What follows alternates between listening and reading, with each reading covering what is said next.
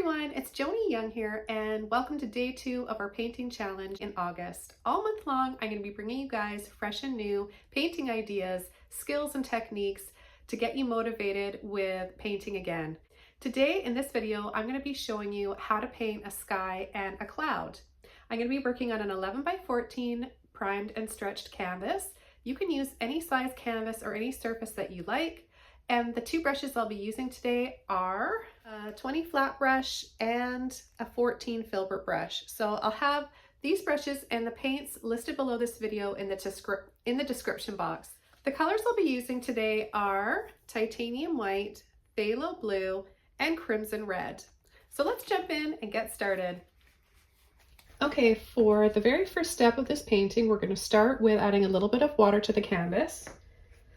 If you remember in our first video, and if you're just joining us now and tuning in now, I'm showing you guys a new painting every single day for the whole month of August. This is very beginner friendly, but even if you're an advanced or intermediate painter, it's a great way to touch base with when you first began and polish up on those basic skills.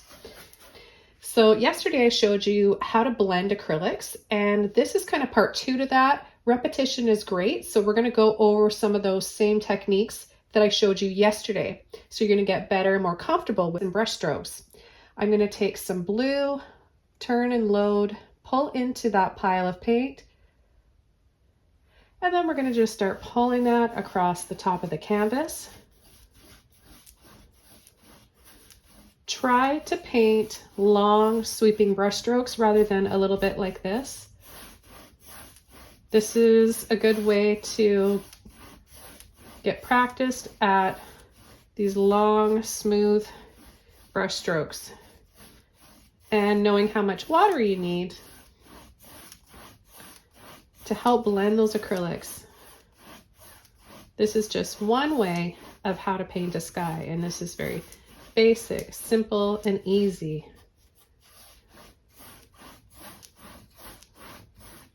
Okay, I'm going to add a little bit more water to my brush, and I'm going to take some white now.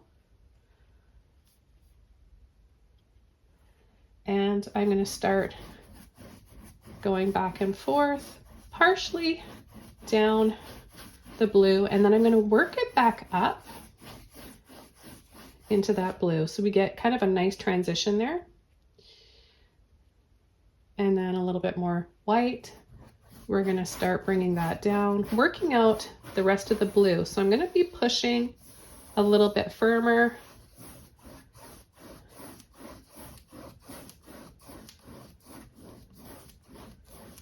Remember, if you don't have the brushes and the colors I'm using today, use whatever you have.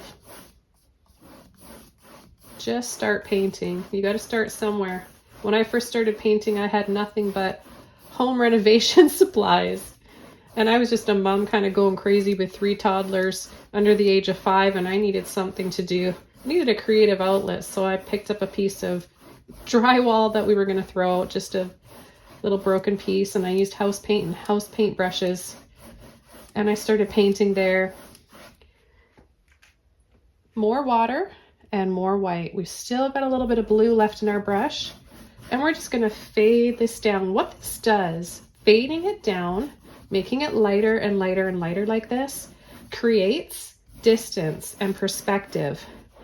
Now just imagine for a minute that we've got a field down here. We've got a low horizon, a dramatic horizon. This could be a sea down here, the ocean, the beach, or like I said, a field of grass. And there's just so many options, but I'm going to continue fading this out by adding more and more white, and I still have some blue left in there. See, this is why I really love phthalo blue. It's such a strong, bold color, and you can mix it to make lots of other beautiful shades that I'll show you during this month of our painting challenge. And then I'm going to dry this off, and we're going to start coming in with some pretty light purple clouds. For the cloud, I'm going to be using a filbert brush because the shape of it is nice and round like this. It helps to make puffy looking, soft edged clouds. So I'm going to get my filbert brush a little bit wet, and I'm gonna mix up a little bit of this gorgeous crimson red. This is one of the colors from my paint line with Craftable that's coming out really soon, like any day now. They're just in production. And I'm gonna take some phthalo blue, which is also in my paint list collection of paint. There's gonna be 8 different shades. We're just gonna mix this up, and it's gonna give us like this really deep dark plum shade. Isn't that pretty?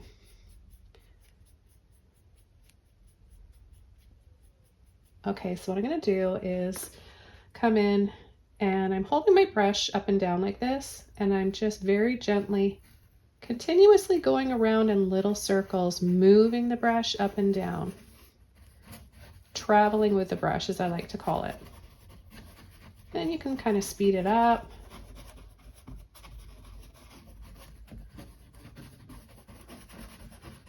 Okay, I'm gonna add a little bit of white, pull that in, mix those colors together. Maybe a little bit more blue, a little bit more red, a little bit more blue. Doesn't matter. Look how that adds another shade to this cloud. Now I'm gonna just rinse my brush out. And what I'm gonna do is just soften. The brush is a little bit damp, so what I'm doing is just going around and softening.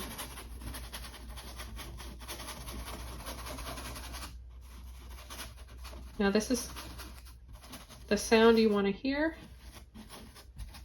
I'm not pushing hard. It sounds like it because it's really scratchy sounding. And I know it can be a little bit loud, but hearing the sounds the brush makes on the canvas can be beneficial. Lets you know how dry or how little or wet, little of paint I have in my brush and how wet it is. Okay, so now the next thing I'm going to do is come in with the next layer. I'm going to mix up some more. This is kind of starting to turn into a stormy looking cloud, but we're going to take this in another direction. And now I'm just holding it like this rather than straight up and down. You can do either or. When you hold it like this, you're using more of the belly of the brush, so the flat part is the belly, the underside.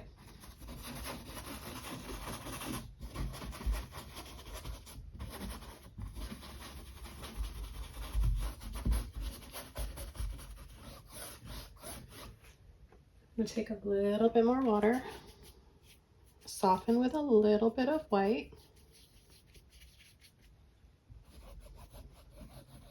I'm going to add a little bit of light underneath this cloud.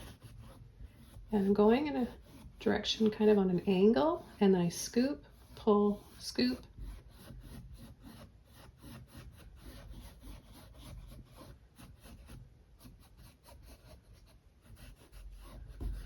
And then we can add just maybe a little push and wiggle here and then let off. And this can kind of give us some smaller sweeping clouds. So this big cloud has a few friends. And because I just want to show you guys the most I can in the shortest amount of time in these videos. Now, obviously, if you look through the videos in the playlist on my channel here, I've got quite a few much longer videos and lots of details, lots for you to learn. Okay, so just softening, adding those smaller ones there. We'll add just a little bit more in here. But see how wonderful the filbert brush is? You want a filbert brush that is not too soft and not too firm either. So when I designed these with Craftable, I made sure of that. Because I know what's easiest for me to use and my students from over the years.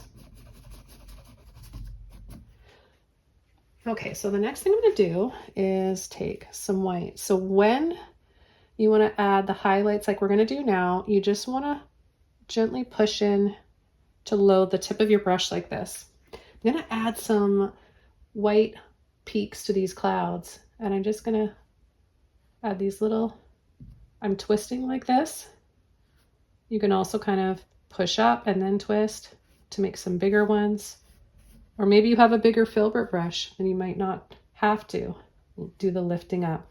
But this is a great brush technique for so many things that I'm going to be showing you and that you'll eventually want to learn how to paint.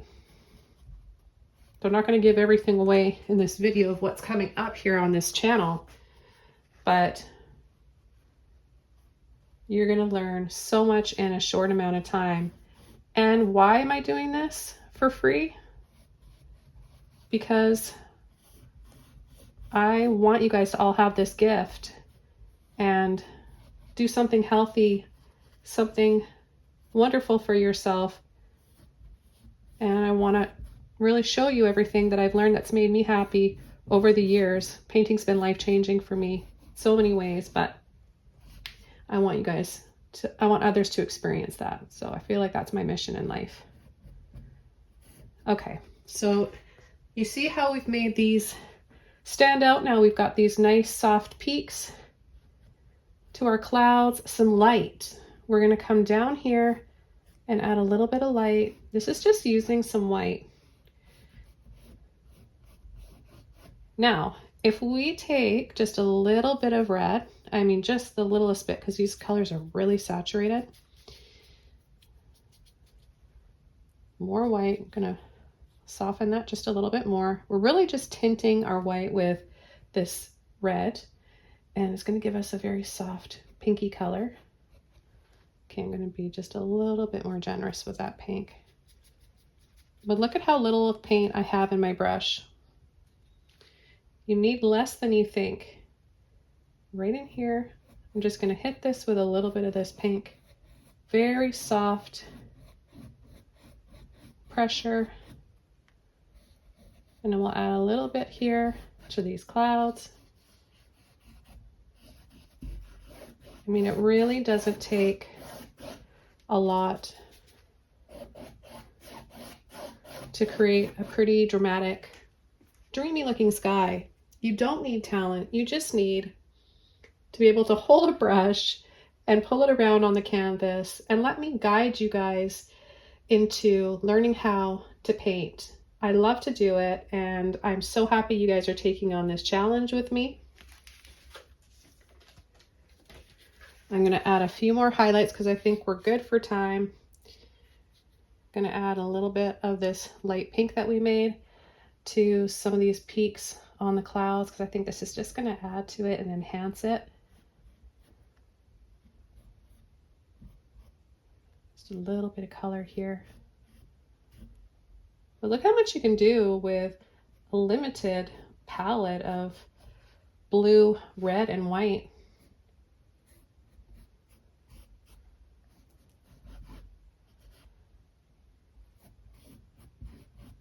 See, it started out looking kind of like a scary storm cloud, which is fine. That's not what I was really going for, but I think you even learned a little bit about how to start making a storm cloud in the beginning of this video. And maybe it still looks like a storm cloud. I'm not sure. I'm seeing it close up in full focus right now. I think it's pretty. I really like that. If I continued this painting to make a full landscape, I would definitely come down here with a low field, like just one of those country looking landscapes. I love those. Almost panoramic a little bit where you just see the land down below, just a little strip of that, and it makes for such a dramatic picture. I love the really low horizons like this, or high horizons. So where you have more, the reverse, right? More land or more water, then the horizon line will come up much higher. And that I have coming up this month on my channel.